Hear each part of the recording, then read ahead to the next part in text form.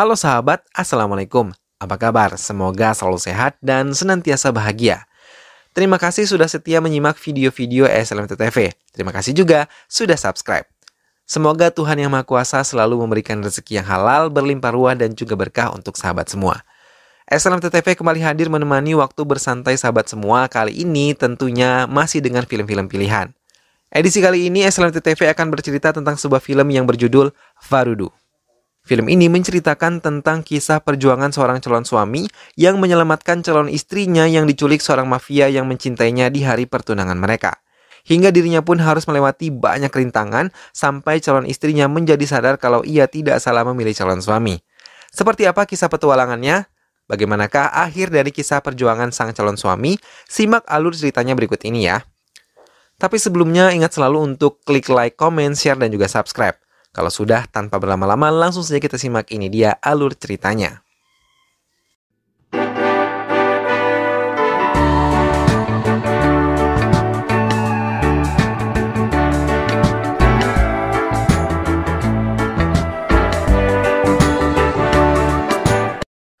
Suatu pernikahan adalah hubungan baik antara suami istri yang dibentuk dari pasangan yang baik, menghasilkan anak-anak yang baik, dan dari anak-anak yang baik menghasilkan hubungan sosial yang baik. Hubungan sosial yang baik akan membuat dunia menjadi baik. Nisa, seorang gadis yang bertaruh, akan mencium pria yang berhasil membuat skor pada pertandingan basket selama 3 menit. Sandip, yang biasa dipanggil Sandi, ikut dalam pertaruhan tersebut. Hingga akhirnya ia memenangkannya. Semua teman-temannya bersorak dan meminta mereka melakukan ciuman di tengah lapangan basket di tengah hujan turun dengan derasnya. Semua menanti, tapi saat Nisa mendekat, Sandi menolaknya dan mengatakan kalau ciuman itu dilakukan pada orang yang kita cintai, bukan karena nafsu. Lalu Sandy melangkah pergi meninggalkan lapangan basket tersebut. Sweta adalah teman akrab dari Sandi yang berpacaran dengan Uday. Mereka bercerita kalau Sweta yang merupakan anak Perdana Menteri akan dijodohkan dengan Abiram. Mereka menceritakan semuanya pada Sandi dan teman-teman mereka yang lain, hingga mereka membuat kesepakatan akan membantu Sweta dan Uday menikah secara diam-diam. Tapi Sandi memutuskan untuk menemui ayah Sweta dan membicarakan tentang hubungan putrinya. Sampai di rumah, Sweta Sandy langsung mengatakan kalau Sweta tidak akan pulang karena ia akan menikah dengan Uday, kekasih hatinya. Keesokan harinya saat Uday dan Sweta bersiap meninggalkan rumah Sandi, mereka terkejut karena melihat ayah Sweta datang menjemput mereka dan mengatakan menyetujui hubungan mereka. Hatinya telah terbuka karena Sandi. Akhirnya Sweta dan Uday bahagia melangsungkan pernikahan dihadiri semua teman-teman akrab mereka. Ayah dan ibu Sandi harus pindah kerja ke Amerika dan selama 5 tahun akan menetap di sana. Akan membawa semua anak-anaknya untuk tinggal bersama mereka. Tapi mereka berkeinginan untuk melihat Sandi menikah terlebih dahulu, lalu membawa istrinya tinggal bersamanya di Amerika. Sandi setuju dan ia tidak merasa keberatan untuk menikah. Namun ia mengatakan pada kedua orang tuanya kalau ia tidak memiliki seorang kekasih dan mau orang tuanya mencarikan calon pendamping hidupnya. Orang tua Sandi telah berhasil mendapatkan jodoh untuk putranya. Mereka semua berkumpul di ruang keluarga dan meminta Sandi untuk melihat foto calon istrinya. Namun Sandi menolak dan yakin bahwa calonnya kelak adalah orang yang terbaik untuk hidupnya. Semua keluarganya memaksa melihat foto tersebut, namun Sandi tetap tidak mau melakukan hal itu. Ia malah mengambil foto pernikahan nenek dan kakeknya yang terpajang rapi di dinding. Ia mau seperti nenek dan kakeknya yang menikah dan melihat calonnya di altar pernikahan. Karena Sandi mengikuti tradisi yang telah dijalankan nenek dan juga kakeknya.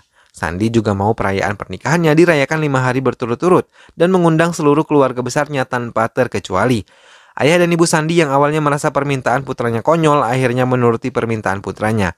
Mereka mengundang seluruh keluarga yang tinggal jauh dari tempat mereka. Akhirnya seluruh keluarga Sandi datang memenuhi rumah besar mereka. Mulai dari anak kecil hingga tetua semua datang menyambut pernikahan Sandi. Mereka semua berbahagia tak terkecuali orang tua Sandi yang merasa terharu semua keluarga besarnya bisa berkumpul menyaksikan pernikahan putranya karena selama ini mereka tidak pernah melakukan kumpul keluarga sampai benar-benar semua hadir di sana. Akhirnya tibalah malam perkenalan. Sandi yang berpenampilan tampan telah siap di altar. Sedang di depannya calon istrinya yang masih belum terlihat karena tertutup kain putih pembatas. Mereka melakukan upacara adat terakhir sebelum pernikahan dilakukan esok harinya. Dan saat tirai putih diturunkan, mereka akhirnya melihat calon mereka. Sandi melihat ke arah Depti dengan pandangan kagum karena kecantikan yang terpancar dari wajah calonnya memukau hatinya. Ia merasakan jatuh cinta pada pandangan pertama saat pertama kali memandang Depti. Keluarga yang melihat senyum terurai dari bibir Sandi merasa bahagia karena mereka merasa Sandi cocok dengan jodoh yang mereka pilihkan. Begitu juga dengan Depti, ia melihat ke arah Sandi dengan pandangan sendu dan membawa kesejukan. Hingga kedua belah keluarga memberikan mereka waktu untuk saling mengenal satu sama lain. Keduanya tampak bahagia hingga kata-kata sulit untuk mereka ucapkan karena terlalu bahagia menjalankan semua rumah tangga nanti. Serangkaian demi serangkaian acara dilakukan bersama Depti, calon istri Sandi saat menjelang pernikahan sakral mereka. Namun tiba-tiba atap dari kuil tersebut rubuh, sehingga mereka terkejut dan berlari menyelamatkan diri serta menjauhkan diri dari tertimpa puing-puing bangunan.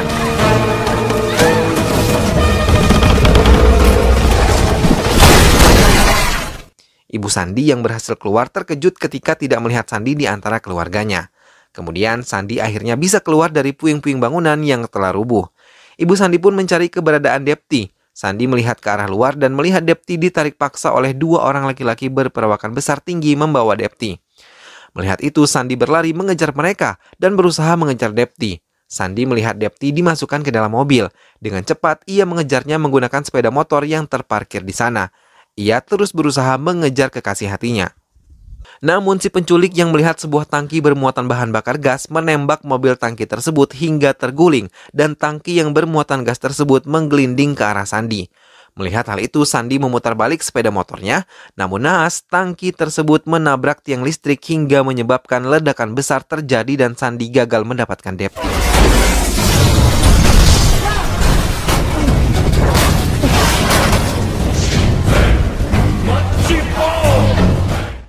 Polisi dan tenaga medis datang ke kuil yang hancur. Mereka menyelidiki penyebab rubuhnya kuil tersebut. Polisi yang bertanya kepada semua keluarga Sandi maupun Depti apakah memiliki musuh, mereka semua menjawab tidak memiliki musuh sama sekali. Polisi berjanji akan membantu semaksimal mungkin menemukan Depti kembali. Salah satu keluarga mengatakan mereka harus tetap menghidupkan api suci dan tidak berhenti mengirim doa kepada dewa agar memudahkan mereka menemukan keberadaan Depti. Saat melihat orang tua Depti yang meragukan putrinya masih selamat, keluarga Depti juga pasrah jika keluarga Sandi tidak mau meneruskan pernikahan dengan putrinya. Tapi Sandi tetap akan meneruskan menikah dengan Depti karena ia telah mencintai Depti dari pertama kali melihatnya di altar suci. Maka semua orang menerima usulan untuk tetap menghidupkan api suci dan lantunan doa tak henti diucapkan oleh semua keluarga besar Sandi dan juga Depti. Sandi berusaha terus mencari keberadaan Depti, namun ketika mengendarai sepeda motornya, ia diikuti oleh sebuah truk yang terus membuntutinya hingga Sandi terjatuh.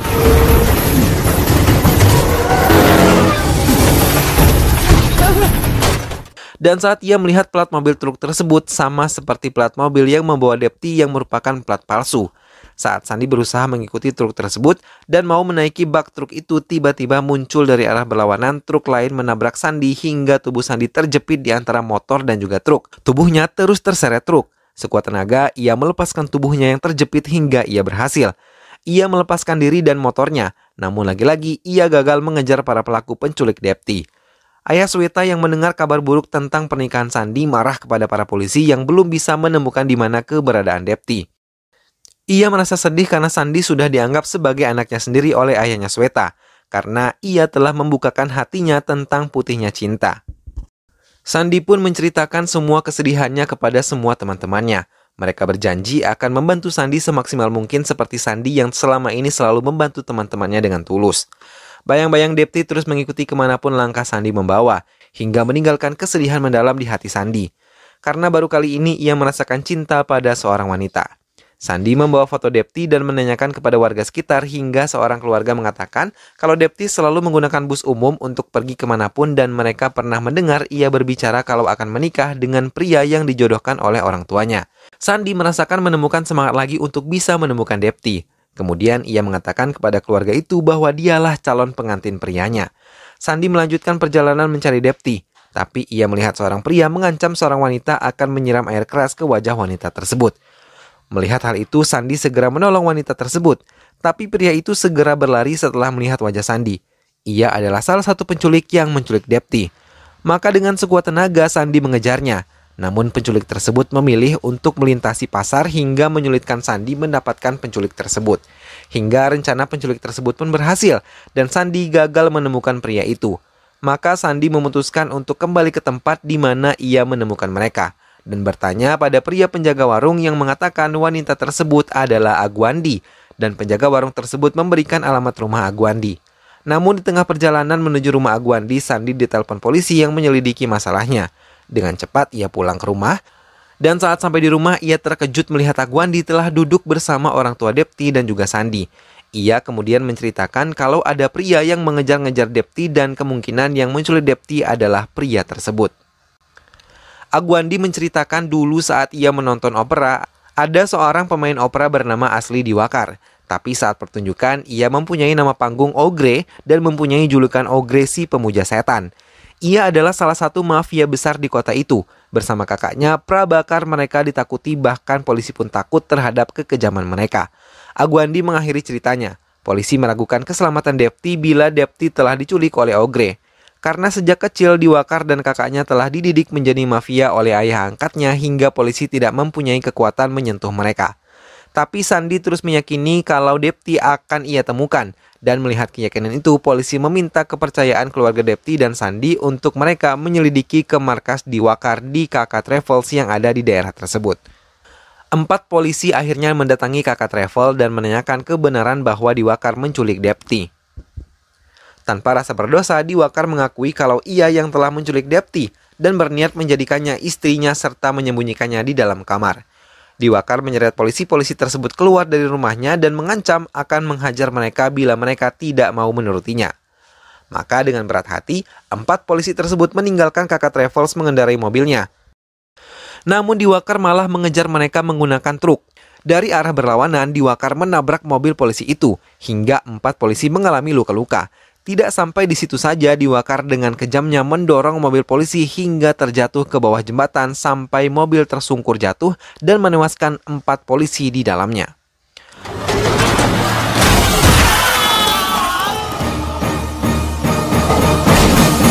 Kematian polisi tersebut terdengar ke telinga keluarga Depti dan juga Sandi.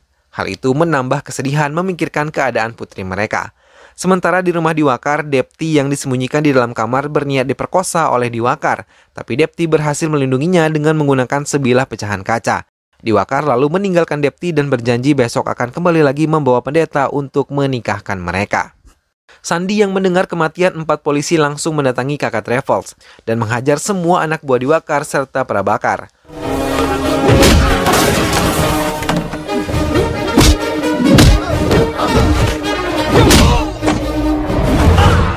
Setelah mengalahkan semuanya, ia kemudian menelpon Diwakar dan menyandera Prabakar lalu mengajaknya bertukar dengan Depti.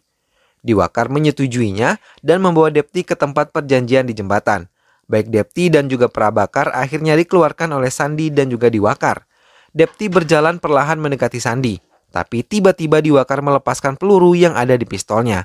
Tanpa diduga, ia menembaki Prabakar kakaknya sendiri. Depti terkejut ketakutan, begitu juga dengan Sandi yang bingung karena Diwakar menembak mati kakaknya sendiri. Kemudian Diwakar menjelaskan Prabakar pantas mati karena ia dengan terang-terangan mau menikmati tubuh Depti terlebih dahulu sebelum Diwakar. Hingga membuat Diwakar menjadi marah. Karena Diwakar mau menjadikan Depti istrinya bukan pemuas nafsunya. Saat Sandi mau mendekati Depti, ia terkejut ternyata Diwakar telah menyiapkan anak buahnya lengkap dengan senjata tajam.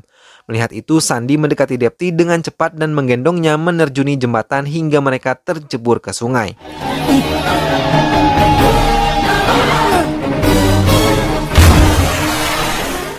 Semua anak buah Diwakar terkejut termasuk Diwakar, hingga mereka mencari jalan lain agar bisa menemukan Sandi dan juga Depti.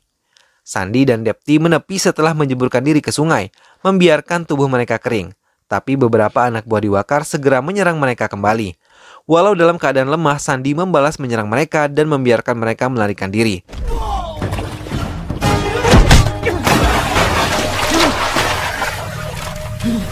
Setelah menghadapi beberapa anak buah Diwakar, Depti tiba-tiba pingsan. Melihat itu, Sandi langsung menggendongnya dan membawanya menjauh dari daerah aliran sungai dan membawa ke perkampungan. Ia membawa ke rumah seorang dokter kampung, namun saat dokter tersebut mau menangani Depti, ia telah melihat anak buah Diwakar. Ia tidak mau berurusan dengan Diwakar yang sangat kejam. Maka setelah memberikan 1 botol impusan agar Depti kembali sadar dari pingsannya, ia membiarkan Sandi membawa Depti pergi dari kliniknya. Semua anak buah Diwakar yang melihat Sandi kemudian langsung mengejarnya, hingga Sandi menemukan jalan buntu dan hanya menyisakan jalan menurun. Mau tidak mau, ia harus melintasi jalan tersebut dengan tetap menggendong Depti. Ia mendorong tubuhnya hingga tubuhnya meluncur ke bawah melewati jurang. Diwakar terdiam melihat aksi Sandi yang begitu nekat, hingga akhirnya Sandi berhasil selamat dari kelompok Diwakar. Ia kemudian membersihkan tubuh Depti yang kotor ketika menuruni jurang, dan meletakkannya di sebuah gua lalu menutupinya dengan tumbuh-tumbuhan. Kemudian Sandi mencari makanan agar mengganjal perut mereka yang lapar dan memberikan tenaga kepada Depti. Setelah menyuapi Depti, Sandi yang merasakan lelah akhirnya tertidur, dan saat itu Depti tersadar. Ia memandang wajah suaminya yang memilih menyelamatkan jiwanya tanpa rasa takut. Setelah mendapat sedikit tenaga, Depti dan Sandi akhirnya menyelinap kembali ke jembatan dan mendekati mobil mereka.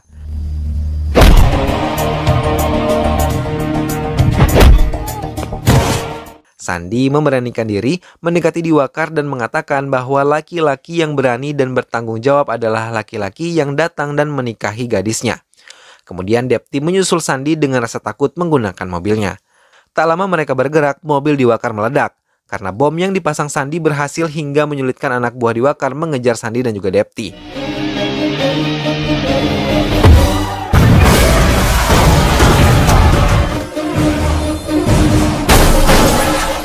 Sandi berhasil membawa selamat Depti, dan pernikahan mereka mulai dipersiapkan kembali. Sementara Diwakar memutuskan mengambil Depti dari tangan Sandi dan menjadikannya istri di altar pernikahan mereka. Pernikahan Sandi dan Depti akhirnya berjalan lancar, semua keluarga bahagia menyambutnya. Tapi mereka tidak menyadari kalau Diwakar hadir di tengah-tengah tamu undangan. Setelah pernikahan selesai, Diwakar memberanikan diri menunjukkan dirinya dan menantang Sandi karena ia mau memiliki Depti. Tanpa takut, Sandi datang mendekati Diwakar dan menghadapi Diwakar tanpa rasa takut. Akhirnya mereka terlibat perkelahian.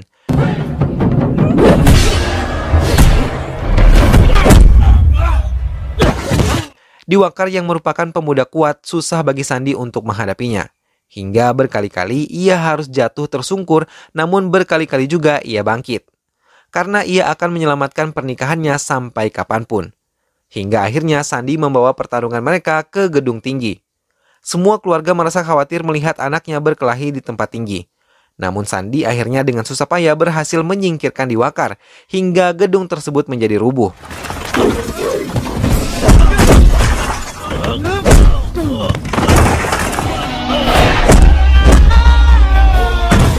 Sandi melompati puing-puing dan berhasil selamat, hingga ia bisa menjadikan Depti menjadi istrinya yang sah. Keluarga Sandi kemudian berpamitan dengan keluarga Depti dan membawa Depti ikut serta ke Amerika. Keluarga Depti melepas Depti dengan sedih dan juga terharu, tapi mereka harus menyadari kalau putrinya sudah menjadi milik suaminya. Mereka pun akhirnya berangkat menuju Amerika dan keduanya pun bersatu dalam ikatan suci pernikahan sebagai suami istri. Film pun selesai. Nah sahabat, itulah tadi alur cerita film Farudu. Kisah perjuangan Sandi demi menyelamatkan sang calon istri benar-benar patut diacungi jempol. Ia membuktikan bahwa dirinya mampu menjadi suami yang baik untuk istri yang sangat ia cintai. Mudah-mudahan sahabat semua terhibur setelah melihat alur cerita film ini ya. Terus saksikan video-video SLMTTV yang lain. Dukung terus SLMTTV dengan cara klik like, komen, share, dan juga subscribe. Sampai ketemu di video-video selanjutnya. Terima kasih sudah menyimak video ini sampai akhir. Sampai jumpa lagi, sehat selalu sahabat. Wassalamualaikum.